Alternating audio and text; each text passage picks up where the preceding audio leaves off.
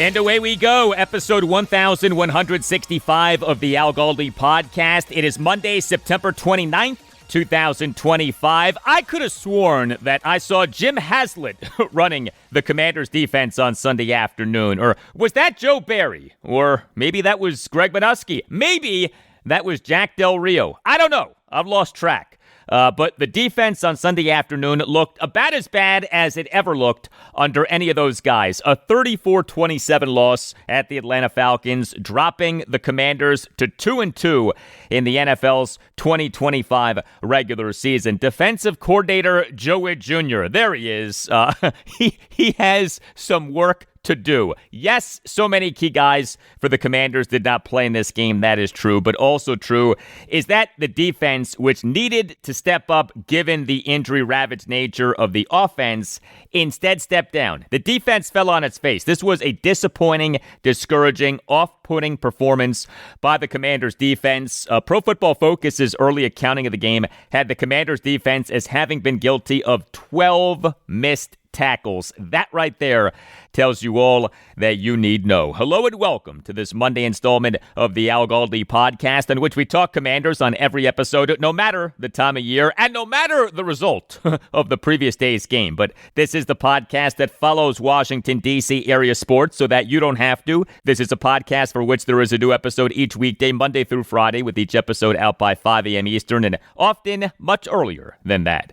Coming up on the show, in-depth reaction to and analysis of the Commanders' loss at the Falcons. Next segment, a deep dive on an abysmal performance by the Commanders' defense. The following segment, analysis of the Commanders' offense and Commanders' special teams in the game. There's a lot to get to, including, yes, a few positives. Hey, the kicker, Matt Gay, he went 4 for 4 on field goals, so there is that. Also on the show, lots of conversation about the FBS teams of the Mid-Atlantic region off Week 5 of the 2025 college football season, including the big win for Virginia, a 46-38 double overtime win over number 8 Florida State at Scott Stadium in Charlottesville, Virginia on Friday night. The latest Associated Press Top 25 poll came out on Sunday afternoon. UVA, the number 24 team in the FBS, FSU down to number 18, but the Cavaliers have their best team in years. First time that the Wahoos have been ranked in an AP Top 25 poll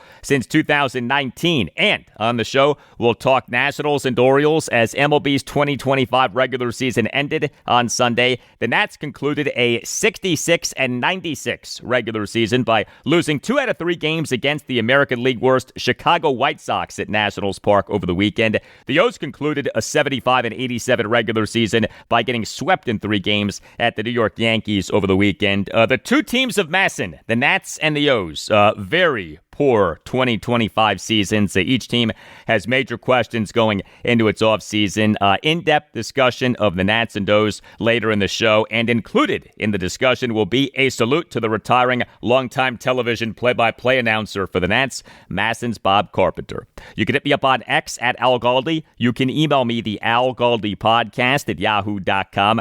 Lots of feedback on the Commanders' defense in the loss at the Falcons, especially Joe Witt from Rick on X. Writes Rick, I could see in the first minute that the defense was stunned by Atlanta's offense. DC thought that the team had a cupcake after the Falcons lost the previous week, but the Falcons are pros too. Is coaching the fault for not preparing the players for a team that looked for one day like a Super Bowl champion? Don't know. I knew the team was going to lose in the first minute. Rest of the game was just window dressing.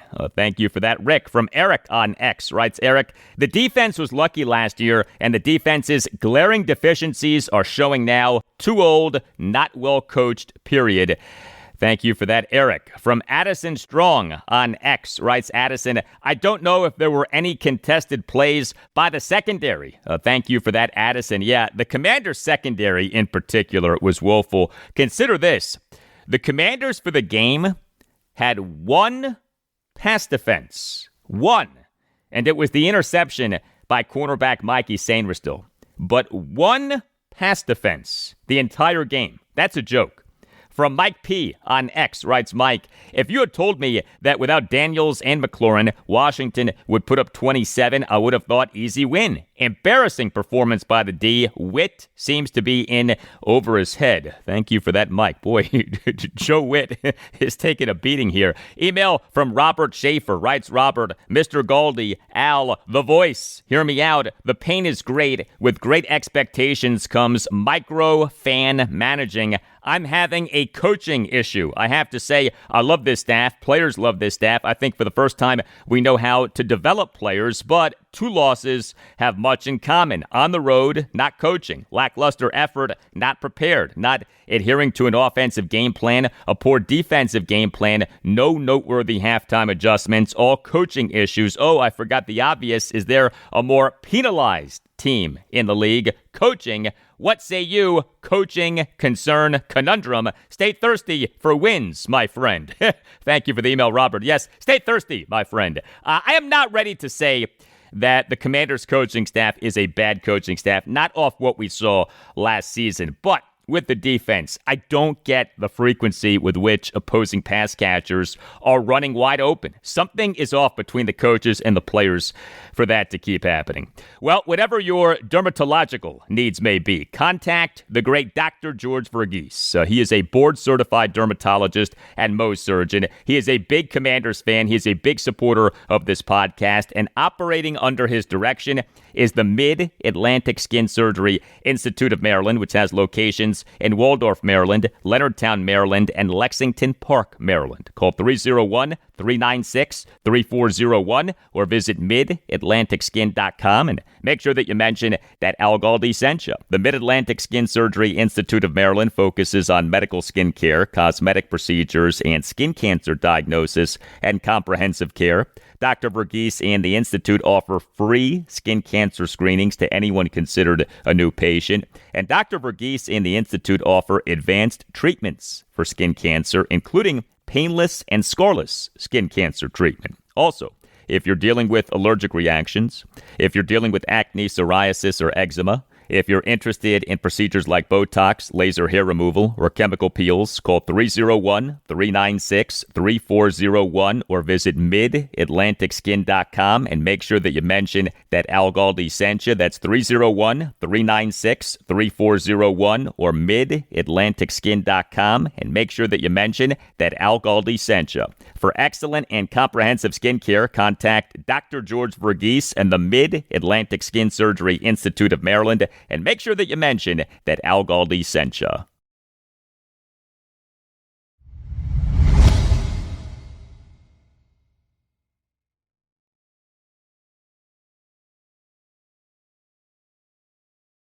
The Commanders in the NFL's 2025 regular season now are 2-2, 2-0 at home and 0-2 on the road, with the 2 losses in which the team got thoroughly outplayed. A 27-18 loss at the Green Bay Packers on Thursday Night Football on September 11th, and a 34-27 loss at the Atlanta Falcons on Sunday afternoon. And the final score of each game, to me, was not indicative of the game. In other words, the Commanders in each game were worse than the final score indicated, and nothing for the team in this loss at the Falcons was worse than the defense. The Commanders, as we know, have been bludgeoned by injury. They have 4 key players on the reserve/injured list: running back Austin Eckler, edge defender Dietrich Wise Jr., safety Will Harris, and cornerback Jonathan Jones. So the Commanders have right guard Samuel Cosmi on the reserve/physically unable to perform list.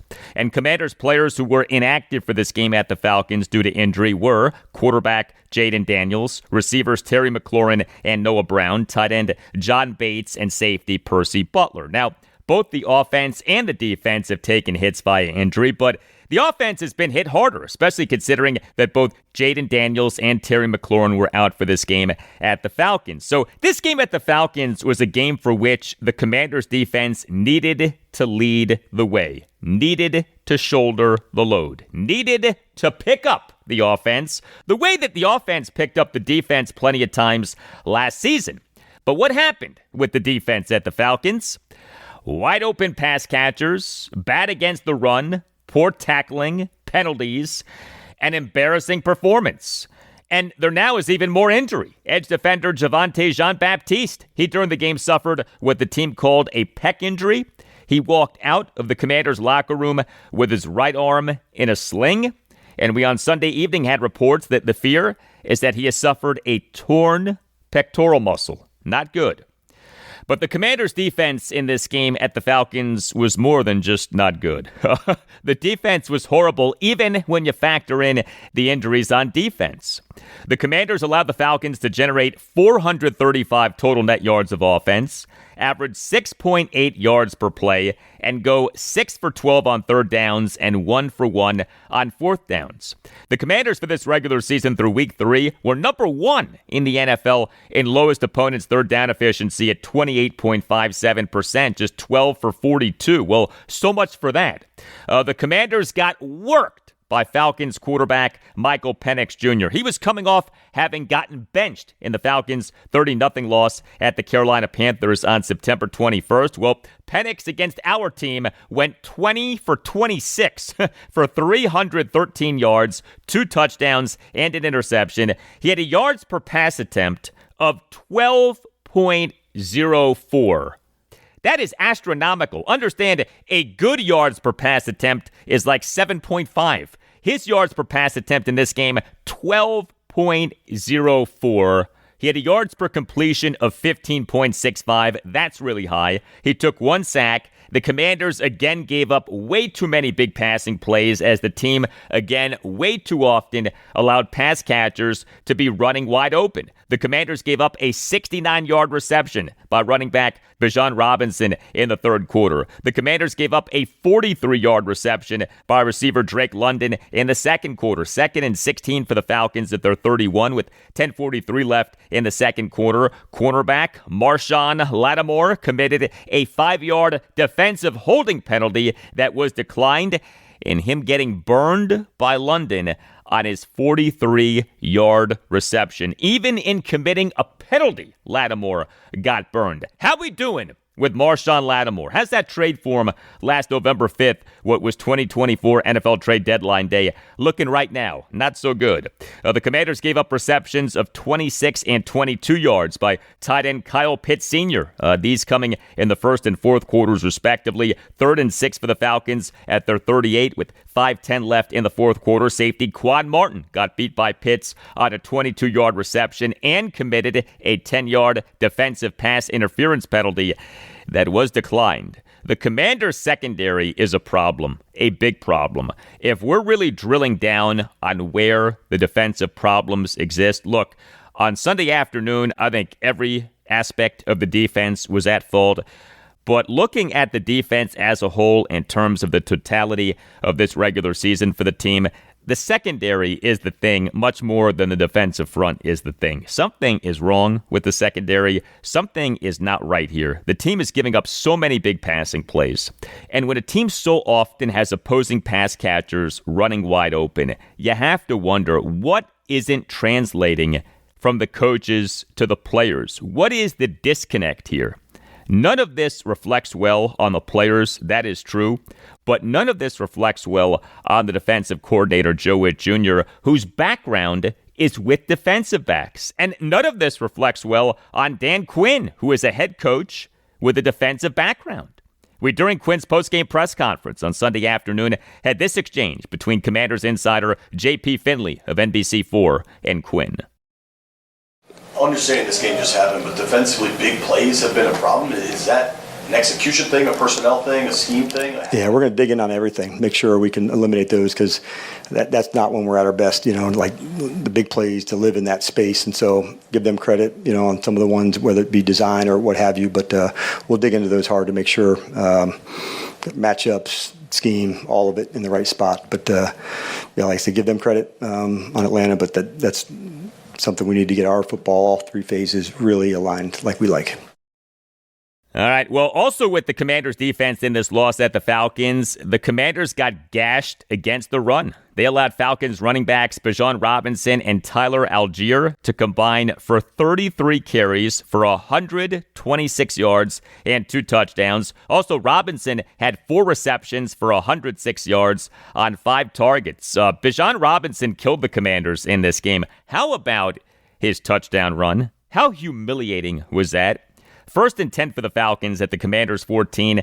The Commanders gave up a 14-yard pistol handoff touchdown run by Bijan Robinson with 8:27 left in the second quarter. And the Commanders' tackling on this play was so bad.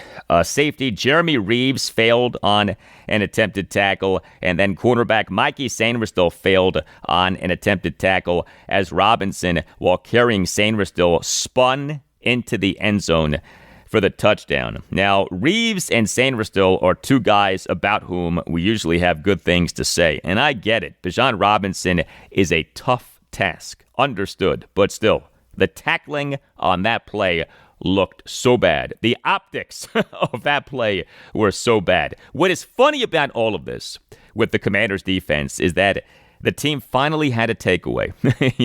The Commanders finally got the takeaway, their first takeaway in the NFL's 2025 regular season, and the team had a forced fumble. But on a first and 10 for the Falcons at their 36 with 5:25 left in the third quarter, Mikey Sainristil made a leaping catch for an interception on a pistol play action pass by Michael Penix, who did not put enough air under the ball. And by the way, targeting receiver Drake London, who was wide open.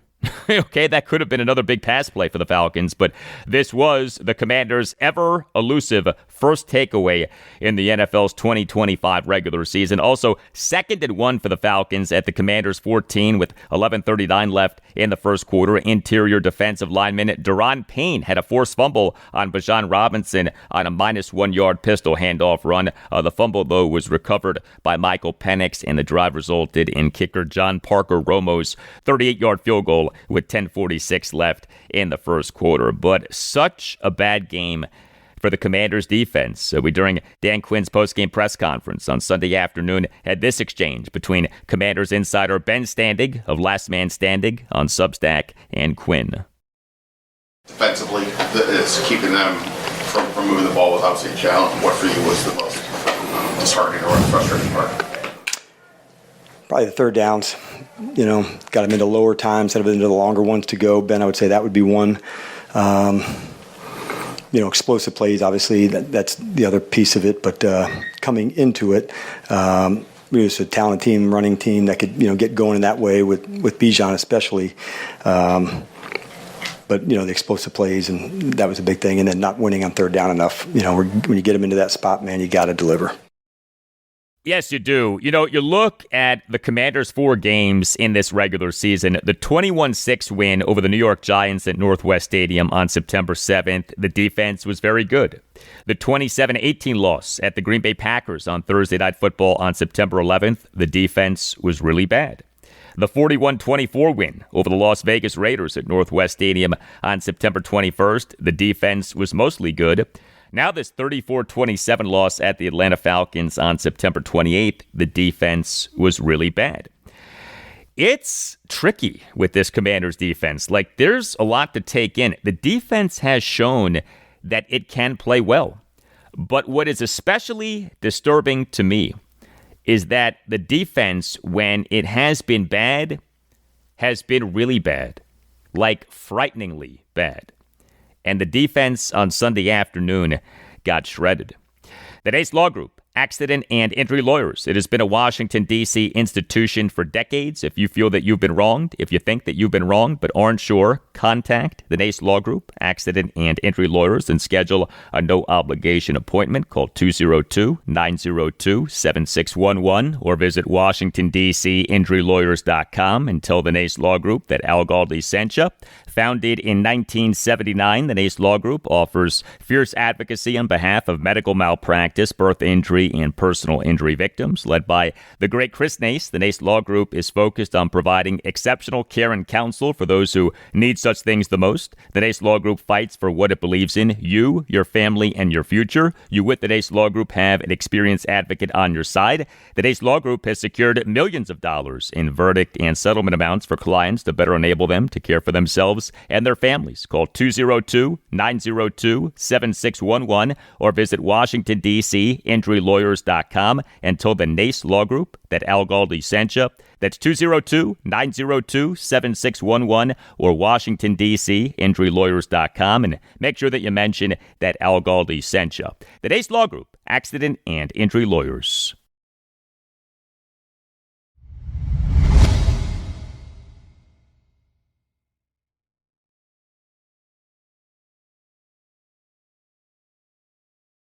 More now on the Commanders off their 34-27 loss at the Atlanta Falcons on Sunday afternoon. Here was Commanders head coach Dan Quinn during the opening statement of his postgame press conference on Sunday afternoon.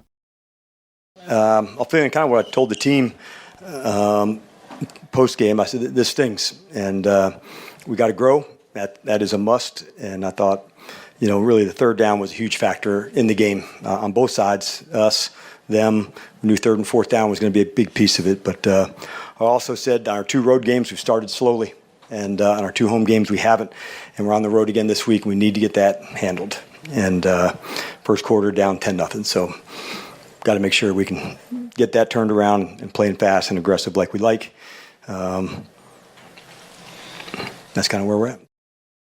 Yeah, the Commanders in this game went just 1 for 8 on third downs and allowed the Falcons to go 6 for 12 on third downs. Now, we heard Dan Quinn mention the slow starts for the Commanders in their 2 road games so far this regular season. The 27-18 loss at the Green Bay Packers on Thursday Night Football on September 11th, and this loss at the Falcons on Sunday afternoon. What is the deal with the slow starts? So we, during Quinn's postgame press conference on Sunday afternoon, had this exchange between Commanders insider J.P. Finley of NBC4 and Quinn. What do you think is the cause of the slow starts on the road? Yeah, I don't know yet, but we're going to dig in for sure. And the reason being, I don't have it yet. Obviously, I'd already hit it, but we just have to make sure, man, we can hit the gas early. Didn't feel that going into preparation or any of that, but the results are what they are. So we got to make sure, man, we can find our edge and make sure that weighs, different and feels aggressive at the start. All right, let us talk about the Commanders' offense, and I want to say this before I say anything else. Jaden Daniels can't be back soon enough. I like Marcus Mariota a lot as a QB2, but there are reasons that he isn't a QB1. Jaden Daniels is the QB1. We on Sunday afternoon saw Mariota come back down to earth off having looked so good in each of the 3 regular season games in which he had been called upon to play a lot with the Commanders over last season and this season. Now, the good news is that it does look like Jaden Daniels has a good chance of returning from his 2-game absence this Sunday for the Commanders game at the Los Angeles Chargers this Sunday afternoon at 4:25. Here was NFL insider Ian Rappaport of NFL Network on NFL Network's The Insiders on NFL Game Day Kickoff on Sunday morning.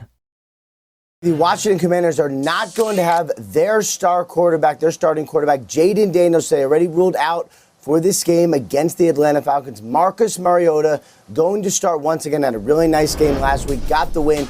He is going to start again. My understanding, though, is that Jaden Daniels is expected to be back next week in what looms is a huge game against the Chargers. Remember, Jaden Daniels still dealing with that knee sprain. This could be the 2nd game that he has missed, but he did work out yesterday on Saturday. Sounds like the workout went really well, coming on the heels of a scheduled rest day on Friday. If all goes well, and they do expect it to, Jaden Daniels likely only misses 2 games for the Commanders. All in all, very decent outcome when it comes to your starting quarterback. All right, so good news there from Ian Rappaport. Jaden Daniels likely to be back for the game at the Chargers this Sunday. Daniels, for this loss at the Falcons, was inactive for a 2nd consecutive game. This due to a left knee injury that he suffered in that loss at the Packers. Marcus Mariota, for a 2nd consecutive game, was the Commanders' starting quarterback. He did not do well. Now, not all of that was on Mariota, but this was not some lights-out performance by Mariota, who, as you may know, is not well-liked in the Atlanta area. Mariota was with the Falcons for the 2022 season. That did not go well. The perception in the Atlanta area is that Mariota quit on the Falcons. And it's a funny deal because the perception of Mariota by those of us in the Washington, D.C. area is totally opposite of the perception of Mariota by people in the Atlanta area. But Mariota on Sunday afternoon struggled. And I do wonder if any part of him, and we know that he's a guy who wears his emotions on his sleeves, if any part of him was nervous or was rattled in playing at the Falcons, a team with which things did not go well for him. Mariota completed just 16 of his 27 pass attempts. That works out to a completion percentage of just 59.26. Mariota threw for just 156 yards. He had a yards per pass attempt of just 5.78 and a yards per completion of just 9.75. Mariota threw a bad interception. 1st and 10 for the Commanders at the Falcons 38 with 6:55 left in the third quarter. Mariota on a shotgun deep pass overthrew receiver Jalen Lane and was intercepted by safety Xavier Watts in the end zone. Also on the play was the Commanders committing an illegal shift penalty that was declined. Mariota was barely a factor as a runner. This is one of my least favorite aspects of the game. Mariota barely being a factor as a runner. Mariota in the Commanders' 41-24 win over the Las Vegas Raiders at Northwest Stadium on September 21st had 6 carries for 40 yards, a touchdown, and yes, a lost fumble, but he was a big-time run threat. But Mariota in this loss at the Falcons, 2 carries for 20 yards. One of the carries was great. 3rd and 14 for the Commanders at their 41 with 12:52 left in the third quarter. Mariota had a 22-yard shotgun scramble, but he basically was a non-factor as a runner. And that'd be one thing if he was excelling as a passer, but he wasn't. Mariota committed an intentional grounding penalty. 1st and 10 for the Commanders at the Falcons 29 with 6:58 left in the second quarter. Mariota committed a 10-yard intentional grounding penalty. Also on the play was an ineligible downfield pass penalty on left tackle Laramie Tunsil, but that penalty was declined. Mariota quarterbacked a Commanders offense that went just 1 for 8 on third downs. Now, what's funny is that the Commanders went 2 for 2 on fourth downs, one of which resulted in one of Mariota's 2 touchdown passes. On a 4th and 3 for the Commanders at the Falcons 24, Mariota had a great 24-yard shotgun touchdown bomb to receiver Deebo Samuel Sr. down the left sideline with 8:48 left in the fourth quarter. Mariota connected on the touchdown pass despite taking a quarterback hit from edge defender Leonard Floyd. Deebo beat cornerback Mike Hughes in one-on-one coverage, and Mariota then had a 2-point conversion pass to tight end Zach Ertz on a play on which Mariota drew in the defense with read option play action out of the shotgun. The 2-point conversion cut the Commanders' deficit to 31-24. Also, 4th and 1 for the Commanders at the Falcons 10 with 12:55 left in the second quarter. Mariota had a 4-yard shotgun completion to Deebo Samuel as he ran toward the right sideline, and Samuel did a good job of getting both feet in bounds. And 2 snaps later, on a 2nd and goal for the Commanders at the 5, Mariota had a 5-yard shotgun touchdown pass to receiver Luke McCaffrey in the back of the end zone with 11:31 left in the second quarter on a perfect throw by Mariota. So there was some good by Marcus Mariota, and he was not the Commanders' biggest problem in the game, but he did not play well. You can't say that Mariota had a good game. He did not. Of course, the offense is missing so many key players right now, right? Running back Austin Eckler is on the reserve/injured list. Right guard Samuel Cosmi is on the reserve/physically unable to perform list. And Commanders players who were inactive for this game due to injury included receivers Terry McLaurin and Noah Brown and tight end John Bates, in addition to quarterback Jaden Daniels. And speaking of inactives, left guard Brandon Coleman, for a 2nd consecutive game, was a healthy inactive. Man, has he fallen fast. The Commanders' starting offensive line was the same as it was in the win over the Raiders. Laramie Tunsil at left tackle, Chris Paul at left guard, Tyler Biotish at center, Andrew Wiley at right guard, and Josh Connerly Jr. at right tackle. I did not like the lack of carries for running backs Jacory, Croskey-Merritt, and Chris Rodriguez Jr.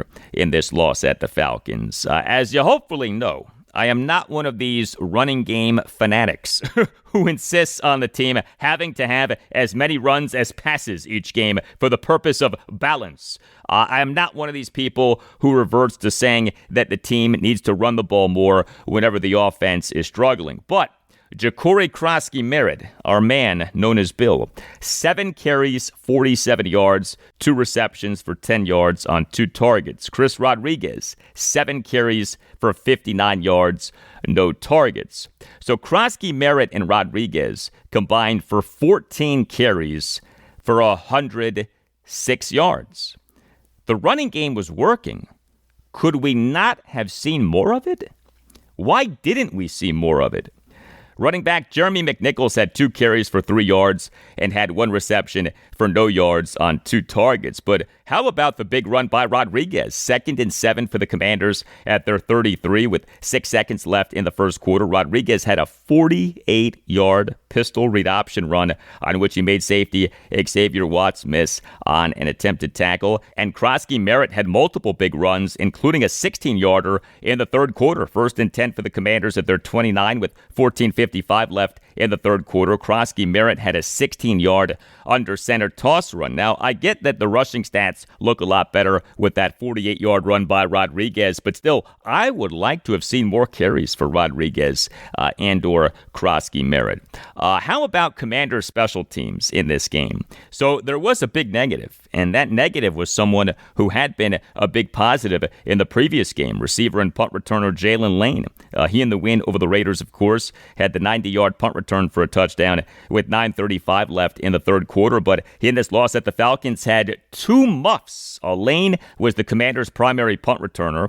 He had 2 punt return opportunities, each of which came late in the second quarter. He muffed the catch on each of his 2 punt return opportunities. 4th and 7 for the Falcons at their 48 with 2 minutes left in the second quarter. Lane had a muffed catch on a fair catch. He did recover the fumble. And 4th and 7 for the Falcons at their 28 with 7 seconds left in the second quarter. Lane had a muffed catch of a punt and getting blasted by cornerback Mike Ford Jr. The fumble was recovered by Commanders cornerback Antonio Hamilton Sr. and returned for 3 yards. However, Commanders' special teams did give us 2 major positives. So the Commanders' primary kickoff returner was receiver Luke McCaffrey, as Deebo Samuel was needed to be the number 1 receiver. McCaffrey did really well on kickoff returns, as we have seen him do well as a kickoff returner. But in this game, over 6 kickoff returns totaled 199 yards. That works out to an average of 33.17 yards per return. McCaffrey had a 58-yard kickoff return in the second quarter. But how about that? 199 kickoff return yards for Luke McCaffrey in this game. And he, as a receiver, had 2 receptions for 21 yards and a touchdown on 3 targets, although he did commit a 10-yard offensive pass interference penalty. Deebo Samuel, by the way, an eventful game, 6 receptions for 72 yards and a touchdown on 6 targets, 3 carries for 9 yards. He also drew a 25-yard defensive pass interference penalty, though he did have a fumble that he did recover. And the kicker, Matt Gay, a very good game for him. And boy, did he need that, right? But he went 4 for 4 on field goals and went 1 for 1 on extra points, and each field goal was of at least 41 yards. Gay connected on a 43-yard field goal with 5:24 left in the second quarter. Gay connected on a 52-yard field goal with 10:12 left in the third quarter. Gay connected on a 41-yard field goal with 4:22 left in the third quarter. And Gay connected on a 42-yard field goal with 1:29 left in the fourth quarter. Now, I get it. This game was played indoors, right? Mercedes-Benz Stadium in Atlanta, Georgia. But still, 4 for 4 on field goals is 4 for 4 on field goals. And Matt Gay needed this, okay? Like, he needed a good game like this, and he had a good game. Matt Gay, for this regular season now, is 7 for 10 on field goals and 10 for 10 on extra points. Are you looking to upgrade the heart of your home? Whether it is time to repair your gas fireplace, modernize your hearth, or simply add more comfort and style, Nova Fireplace and Stove is Northern Virginia's go-to expert for heat, safety, and home transformation. Nova Fireplace and Stove is a family-owned, fully licensed and insured company with over-the-top credentials, gas and electrical master's licenses, a Class A contractor's license, and a long list of 5-star reviews to back all of this up. Nova Fireplace and Stove has a beautiful showroom in Woodbridge, Virginia.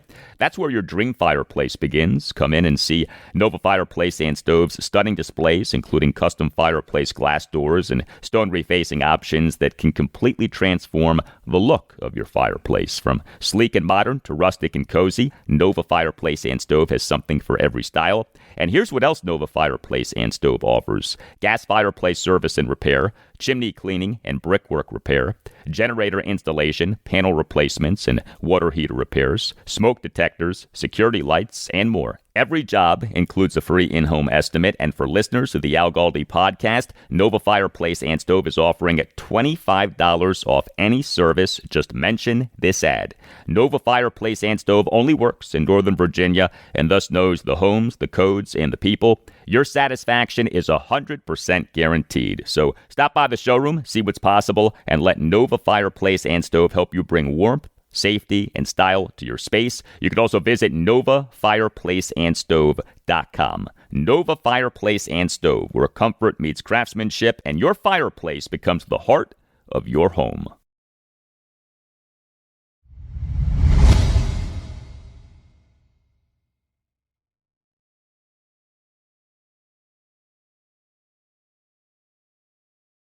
Time now to talk college football. 6 of the 7 FBS teams of the Mid-Atlantic region played in Week 5 of the 2025 season. No game for Maryland. The Terrapins are home to Washington Saturday afternoon at 3:30. Washington lost at home to number 1 Ohio State 24-6 on Saturday, but defeating a ranked team over the weekend was Virginia. What a win for the Cavaliers. Virginia improved to 4-1 overall, including 2-0 in the ACC, with a 46-38 double overtime win over number 8 Florida State at Scott Stadium in Charlottesville, Virginia on Friday night. UVA for this game was a 7-point underdog per multiple outlets. Florida State for this game was the number 8 team in the FBS per the Associated Press Top 25 poll. UVA notched its first win over a team ranked in the top 10 of an AP Top 25 poll since a 26-21 home win over then number 4 Florida State on October 15th, 2005. It had been essentially 20 years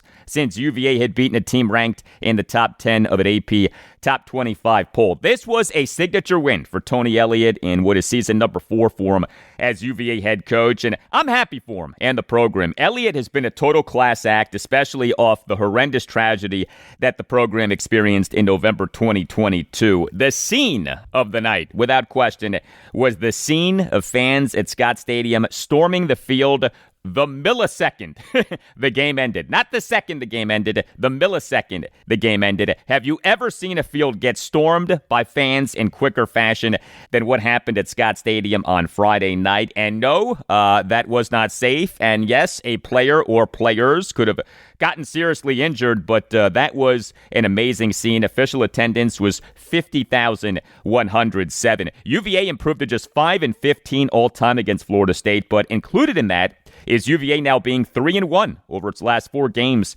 against FSU. This was a wild game. The Cavaliers blew a 14-0 second quarter lead and blew a 35-28 fourth quarter lead. UVA's defense had quite the challenge in facing FSU's offense. FSU for this season through Week 4 was number 1 in the FBS in offensive efficiency per ESPN. UVA's defense in this game was mixed, but I tell you, mixed, all things considered, is a win. The Wahoos allowed FSU to generate 514 total net yards of offense and average 6.35 yards per play. The Hoos held FSU quarterback Tommy Castellanos to just 18 for 32 passing, but he threw for 254 yards and a touchdown. He had a yards per pass attempt of 7.94 and a yards per completion of 14.11. Also, he had 12 carries for 84 yards and a touchdown when you take out the 2 sacks that he took. So he definitely got his, but the Hoos generated 3 takeaways, including 2 interceptions, both of which were by cornerback and Morgan State transfer Jason Prevard, including an interception on the final snap of the game.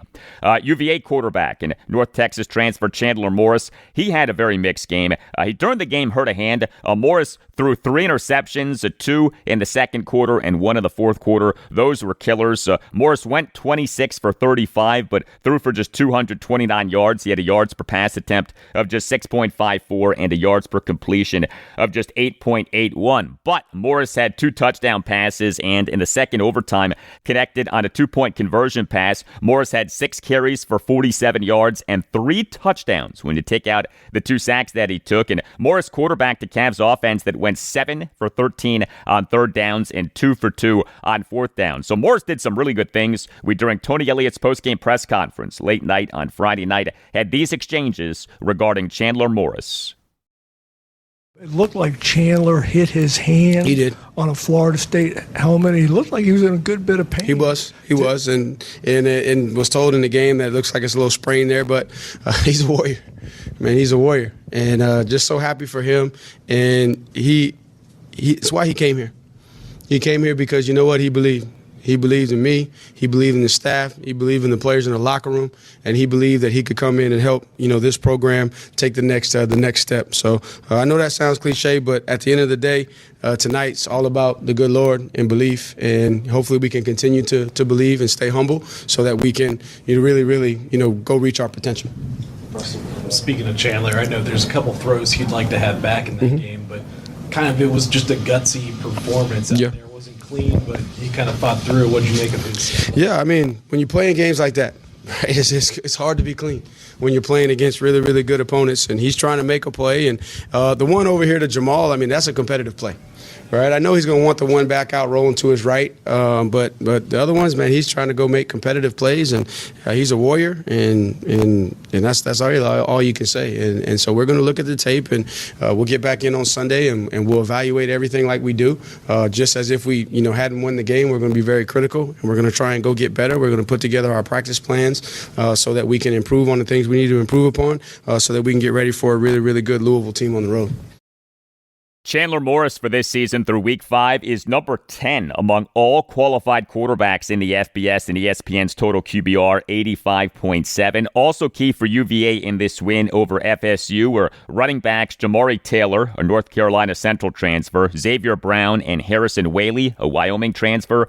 They combined for 40 carries for 174 yards and a touchdown. Also, Brown had a touchdown reception. UVA for this season through Week 5 is number 13 in the FBS in offensive efficiency per ESPN. Next up for Virginia at Louisville, Saturday afternoon at 3:30. Navy improved to 4-0 overall, including 3-0 in the AAC, with a 21-13 win over Rice at a rainy Navy Marine Corps Memorial Stadium in Annapolis, Maryland on Saturday. The win gives Navy a 4-0 start in each of 2 consecutive seasons for the first time since the 1978 and 1979 seasons. A tremendous credit to head coach Brian Newberry in this, his 3rd season as Navy head coach, and Navy in the 4th quarter held a 21-3 lead. The midshipmen allowed Rice to score the final 10 points of the game, but Navy had 455 total net yards of offense to Rice's 234 and averaged 7.46 yards per play to Rice's 3.9. The 2 big standouts for Navy were quarterback Blake Horvath and running back Alex Teska. Horvath went 8 for 13 for 172 yards. No touchdowns and an interception. He took no sacks. He had 21 carries for 110 yards and 2 touchdowns. Teska had 11 carries for 104 yards. Next up for Navy, home to Air Force Saturday at noon in the first leg of the race for the Commander-in-Chief's Trophy for the 2025 season. Is there, maybe, possibly, still hope for Virginia Tech this season? The Hokies now are 2-0 with Philip Montgomery as interim head coach. Tech improved to 2-3 overall, including 1-0 in the ACC with a 23-21 win at NC State on Saturday night. Now, I do want to acknowledge this. NC State's defensive coordinator and linebackers coach, DJ Elliott, he missed the game due to the death of his daughter for battling cancer. Drew Margaret Elliott was born in 2007. Just awful.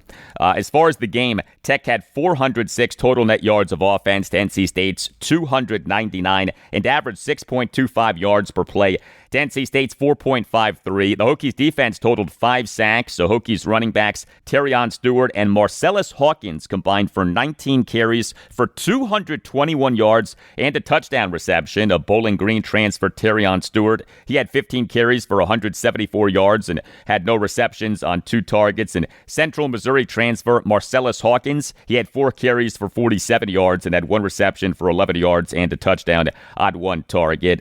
Hokies quarterback Kyron Drones did not have a very good game. Drones completed just 20 of his 34 pass attempts and threw for just 177 yards. He had a yards per pass attempt of just 5.21 and a yards per completion of just 8.85. He took 2 sacks, which totaled minus 18 yards and lost yardage. Drones had 9 carries for just 32 yards, even when you take out the 2 sacks that he took. He did have 2 touchdown passes versus no interceptions, and the Hokies did get the win, and Philip Montgomery and Tech's victorious locker room was dancing.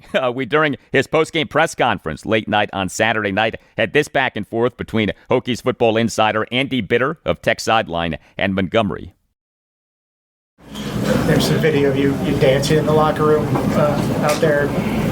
How good was that feeling after the last couple of weeks of what this team has been through? Hey, the good Lord has blessed us. And, when you have joy and when you have enthusiasm, when you have passion about it, wins are hard to come by. Conference wins on the road are hard to come by. And you better enjoy them. You better celebrate them. And we're going to do that. So if an old man getting out there dancing looks silly, that's okay. I don't mind looking silly because we're going to enjoy those wins that we get. Any inspiration for your dance moves there? No inspiration for it. No inspiration besides just the win and those guys. There you go. Nothing wrong with Philip Montgomery dancing. Next up for Virginia Tech, it's homecoming game, home to Wake Forest Saturday afternoon at 1. James Madison improved to 3-1 overall, including 1-0 in the Sun Belt Conference with a 35-10 win over Georgia Southern at Bridgeforth Stadium in Harrisonburg, Virginia on Saturday afternoon. JMU had 479 total net yards of offense to Georgia Southern's 192 and averaged 6.39 yards per play to Georgia Southern's 3.84. 331 of JMU's 479 total net yards of offense were rushing yards. JMU running backs Wayne Knight and Jordan Fuller, a Holy Cross transfer, combined for 35 carries for 288 yards and 2 touchdowns. JMU did have just 148 total net yards passing. JMU quarterback Alonzo Barnett III, he went just 11 for 22 for just 148 yards, but he had 1 touchdown pass versus no interceptions and took no sacks. He had 10 carries for 32 yards and a touchdown. He quarterbacked the Duke's offense that went 8 for 13 on third downs. And JMU's defense was really good. The Dukes totaled 7 sacks and held Georgia Southern to just 4 for 14 on third downs. Next up for James Madison at Georgia State, Saturday afternoon at 3:30. And Old Dominion improved to 3-1 overall with a 21-7 win over Liberty at a rainy SB Ballard Stadium in Norfolk, Virginia on Saturday evening. Liberty fell to 1-4 overall. Man, the Flames are having a terrible season. ODU, though, is not, and thanks in large part to quarterback Colton Joseph. He went 18 for 26 for 271 yards, 3 touchdowns, and an interception. Joseph took 2 sacks. He officially had 15 carries for 76 yards and a lost fumble. He quarterbacked an ODU offense that went 6 for 14 on third downs. So ODU running back and Georgia military transfer Traquan Jones, he had 16 carries for 89 yards, did have a lost fumble. Liberty head coach Jamie Chadwell, he played 2 quarterbacks. His starter and Coastal Carolina transfer Ethan Vasco was out due to injury. The 2 quarterbacks were redshirt freshman and North Carolina transfer Michael Merdinger and true freshman Ethan Houck. They did not do well. Merdinger and Houck went a combined 6 for 12 for just 77 yards, no touchdowns, and 1 interception, and took 3 sacks. Merdinger and Houck combined for 7 carries for 29 yards when you take out the 3 sacks. ODU for this season through week 5 is number 24 in the FBS in overall team efficiency per ESPN. Liberty for this season through week 5 is number 122 out of 136 FBS teams in overall team efficiency per ESPN. Next up for Old Dominion, home to Coastal Carolina, Saturday evening at 6. Next up for Liberty at UTEP, Wednesday night, October 8th at 8.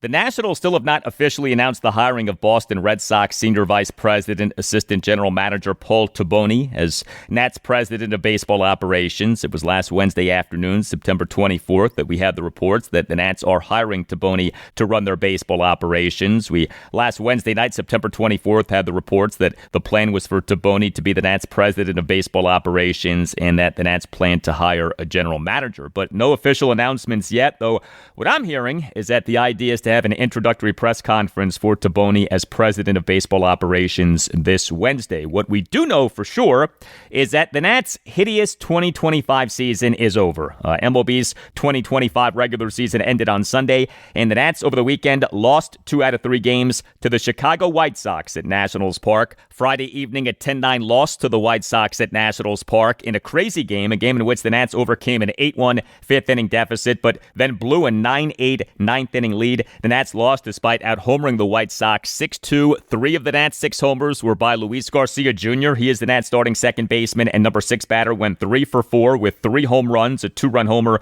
and 2 solo homers. But also in the game, the Nats committed 4 errors. Like I said, a crazy game. Saturday, a 6-5 win over the White Sox in a game in which the Nats overcame a 4-2 7th-inning deficit. The start of that game was delayed for 40 minutes due to rain. And Sunday, an 8-0 loss to the White Sox for the Nats' 14th shutout loss in MLB's 2025 regular season. The Nats in this game got victimized at home via a 1-hit shutout by the American League worst White Sox, a fitting ending to the Nats' atrocious 2025 season. Although we did have some good vibes at Nationals Park as White Sox outfielder and former Nats outfielder Michael A. Taylor, prior to the game, announced that he's retiring. So the Nats in MLB's 2025 regular season went 66-96 and had a run differential of minus 212. They had the worst record in the National League East, the second worst record in the National League, and the third worst record in MLB.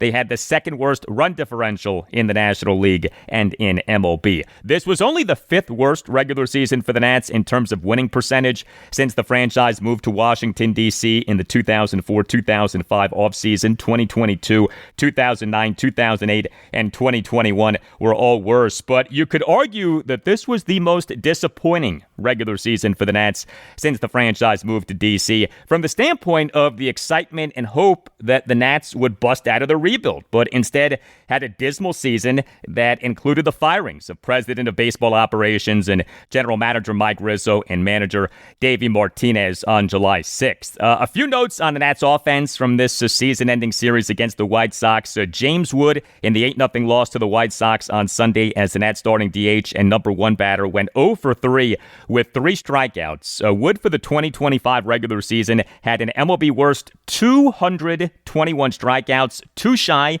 of the MLB record for most strikeouts by a batter in a regular season. The record is 223 by Mark Reynolds in 2009. Wood for the 2025 regular season was number 1 among all qualified Nats players in OPS at 825 and was number 1 on the Nats in home runs at 31. But he, off being great in April, May, and June, struggled big time in July and August. He was better in September. Dalen Lyle, who I on the Nats Chat podcast have taken to calling Mr. September. What a September he ended up having. The 10-9 loss to the White Sox on Friday evening. Lyle, as the Nats starting DH and number 4 batter, went 2 for 4 with a 3-run homer and a double. The 6-5 win over the White Sox on Saturday. Lyle, as the Nats starting right fielder and number 4 batter, went 2 for 3 with a 2-run homer, a single, and a walk. Dalen Lyle, for the month of September, had the following slash line: batting average of .391, on base percentage of .440, slugging percentage of .772. Video game numbers. Lyle in the 2025 regular season at the major league level, 351 plate appearances, an OPS of .845. Now, his advanced defensive stats are really bad, but his hitting has made him a very legitimate candidate for National League Rookie of the Year. When it came to the Nats starting pitching in the team losing 2 out of 3 games against the White Sox at Nationals Park over the weekend, the 10-9 loss to the White Sox on Friday evening, Cade Cavalli allowed 6 runs, 2 earned in 4 innings. He gave up 7 hits, which were a home run, a double, and 5 singles. He did have 6 strikeouts versus 1 walk, and he did throw a lot of strikes, 72 pitches, 51 strikes, just 21 balls. So Cavalli in the top of the first allowed 4 runs, all of which were unearned on a double, 3 singles, and 2 errors, a fielding error by first baseman Josh Bell, and a throwing error by shortstop C.J. Abrams. Cavalli in the top of the 4th allowed 2 runs on a leadoff homer, a 1-out walk, and a 2-out RBI single. But the bottom line with Cade Cavalli is this: there for the first time in years is legitimate optimism with Cavalli. The Nats took Cavalli out of the University of Oklahoma with the number 22 overall pick in the 2020 MLB draft. Cavalli in March 2023 underwent Tommy John surgery on his right elbow. He pitched briefly in the minors in the 2024 season. Cavalli struggled for AAA Rochester this season, and then the Nats on August 6th announced having recalled Cavalli from Rochester, and nobody knew what to expect. But he hit the major league level in the 2025 regular season off having made just one career MLB regular season start. Had the following stats: 10 starts, ERA of 4.25, whip of 1.48. Now, the whip was high, but the ERA you can work with. And as important as anything was that he stayed healthy.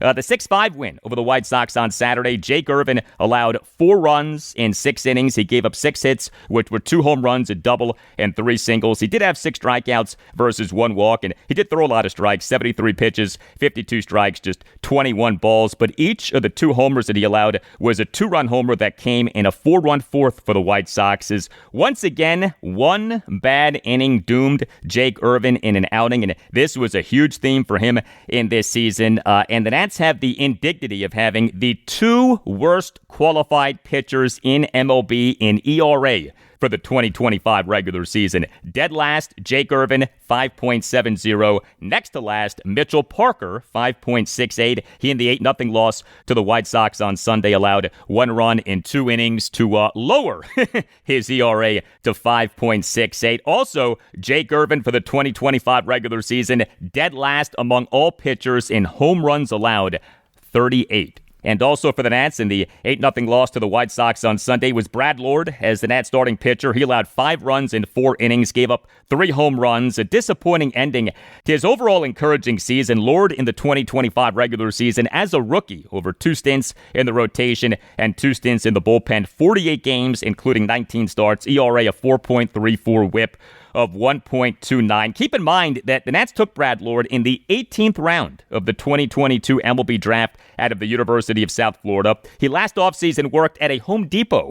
This was a good season for Lord given that background. And the Nats relief pitching in the team losing 2 out of 3 games to the White Sox over the weekend provided a fitting ending to the season in terms of Nats relief pitching. Nats relievers in the series combined to allow 8 runs, 7 earned in 13 innings. The Nats for the 2025 regular season were dead last in MLB in relief pitching ERA, 5.59, and were dead last in MLB in relief pitching whip, 1.52. The Nats for the 2025 regular season were number 29 out of 30 MLB teams in starting pitching ERA, 5.18. Also with the Nats on the final weekend of their season, the Nats on Saturday afternoon announced their 2025 award winners as voted by members of the media. No surprises. Nats Player of the Year, left fielder James Wood. Nats Pitcher of the Year, starter Mackenzie Gore. Nats Good Guy Award winner, first baseman Josh Bell.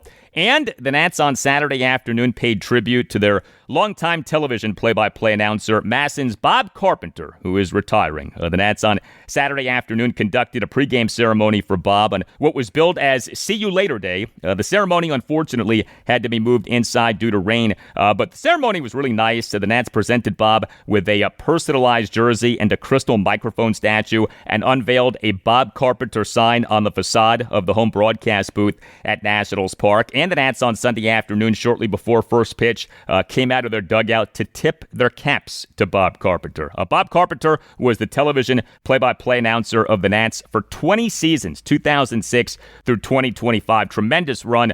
He is a pro's pro. He is what you call a professional sports announcer. Bob has called a bunch of different sports on TV, worked for ESPN for years, has been an announcer for multiple other MLB teams beyond the Nats, the St. Louis Cardinals, the Texas Rangers, the New York Mets, and the Minnesota Twins. And Bob Carpenter is widely regarded as a really good person. He is not one of these, television announcer egomaniacs. I've never heard anyone on the air or off the air knock Bob as a person. I have a lot of respect for him. All the best to Bob Carpenter in retirement. Although, as you may have noticed in sports media, as you may have noticed in our business here, few people truly retire. Bob is 72. Maybe we do see him calling games again at some point. But whatever the case, as he says in his signature home run call, see you later. See you later. That's right, Bob. See you later. And I tell you, when it comes to the Nats' hideous 2025 season, see you later.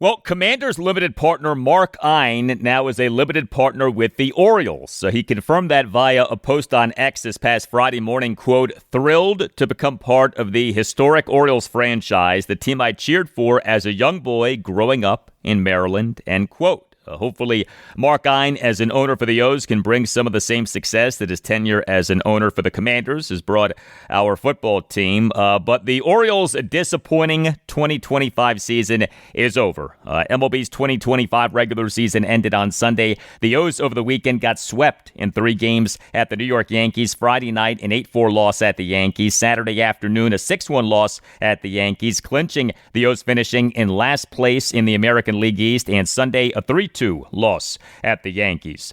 The O's in MLB's 2025 regular season went 75-87 with a run differential of -111, worst record in the American League East, second worst run differential in the American League, fourth worst run differential in MLB. A very disappointing season for the O's, who had been, and I believe still are, a win-now team. We on September 11th had reports that Orioles Executive Vice President and General Manager Mike Elias actually is not the Orioles Executive Vice President and General Manager, as it was revealed that Orioles controlling owner David Rubenstein this past offseason quietly promoted Elias to President of Baseball Operations, and that the O's now are searching for a General Manager. So we have that this Orioles offseason. Also, what about the manager? Sunday was interim manager Tony Mansolino's birthday. He turned 43, but was Sunday's game his final game as Orioles manager. The O's on May 17th announced having fired manager Brandon Hyde and Major League field coordinator /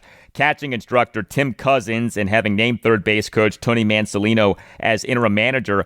The O's under Hyde in the 2025 regular season went just 15-28. The O's under Mansolino in the 2025 regular season went 60-59. Now, I still think that it is highly debatable whether Brandon Hyde deserved to be fired, but I am open to Tony Mansolino being retained as Orioles manager. There are things I like about him, including his blunt honesty in terms of his comments to reporters, but there are 2 big things that the O's have got to figure out. Number one, their injury problem.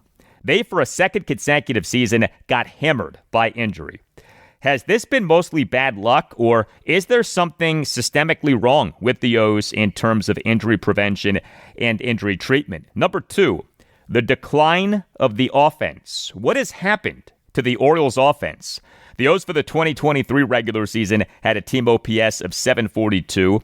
The O's for the 2024 regular season had a team OPS of 750, but the O's for the 2025 regular season had a team OPS of 699. Big time decline, and that's not all about injury or trades, even though, yes, the O's traded key hitters and first baseman / outfielder Ryan O'Hearn and outfielders Ramon Laureano and Cedric Mullins in the lead up to the 2025 MLB trade deadline on July 31st. But too many promising young Orioles players had down seasons offensively, even though the O's for the 2025 regular season did finish tied for number 11 in MLB in home runs with 191. The O's totaled 5 homers and getting swept in 3 games at the Yankees over the weekend, but the O's in the series also went 1 for 21 with runners in scoring position, batting with runners in scoring position. If you watch the O's this season, you know that was a big problem for the team this season.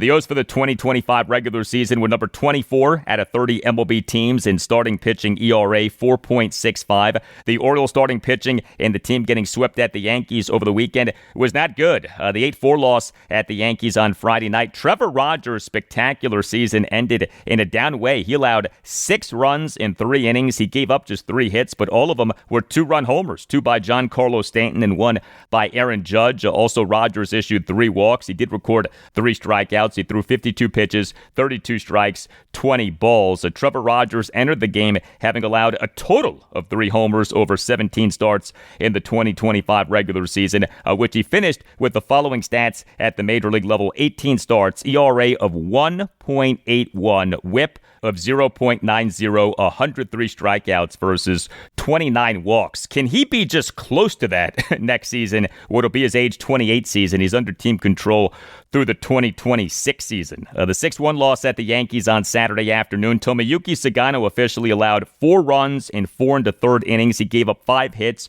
which were 3 home runs and 2 singles. He did have 3 strikeouts versus no walks, and he did throw a lot of strikes, 73 pitches, 48 strikes, 25 balls. The O's this past December 16th announced having agreed with Sugano on a 1-year contract. The contract reportedly a 1-year, $13 million deal. He came to the O's having spent the previous 12 seasons pitching for the Yomiuri Giants of Nippon Professional Baseball, which is Japan's version of Major League Baseball. This was his age 35 season. He started off well, but he struggled as the season went on, and his final numbers for the 2025 regular season, not good. 30 starts, ERA of 4.64, whip of 1.33. He gave up 33 home runs, 3rd most homers allowed by any pitcher in MLB. But the 3-2 loss at the Yankees on Sunday, Kyle Bradish allowed 2 runs in 4 innings with 8 strikeouts versus no walks. So this is Bradish's 6th start since the O's on August 26th announced having activated him from the 60-day injured list. He had been on that since March 21st due to Tommy John surgery that he underwent in June 2024. Bradish over the 6 starts, ERA at 2.53, whip of 1.03, 47 strikeouts versus 10 walks. Really encouraging for his 2026 season, what'll be his age 29 season. Bradish is under team control through the 2028 season. And the Orioles relief pitching in the team getting swept at the Yankees over the weekend was not good. Orioles relievers in the series combined to allow 5 runs in 12 2/3 innings. Starting pitcher Dean Kramer was used as a reliever in the 3-2 loss at the Yankees on Sunday. He did well, 1 1/3 scoreless and hitless innings, but the O's for the 2025 regular season were number 25 out of 30 MLB teams in relief pitching, ERA 4.57. The bullpen was a problem, and making things even worse is that the Orioles closer / ace reliever Felix Bautista on August 19th underwent surgery to repair a torn right rotator cuff and torn right labrum. The O's on August 20th, in announcing the surgery, said that he was expected to be out for 12 months. A lot for the O's to be thinking about as their offseason now begins.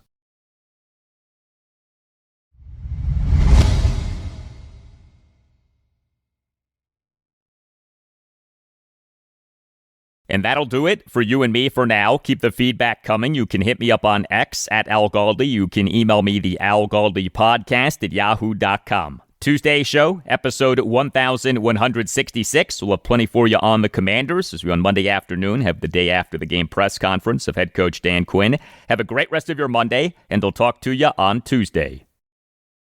See you later.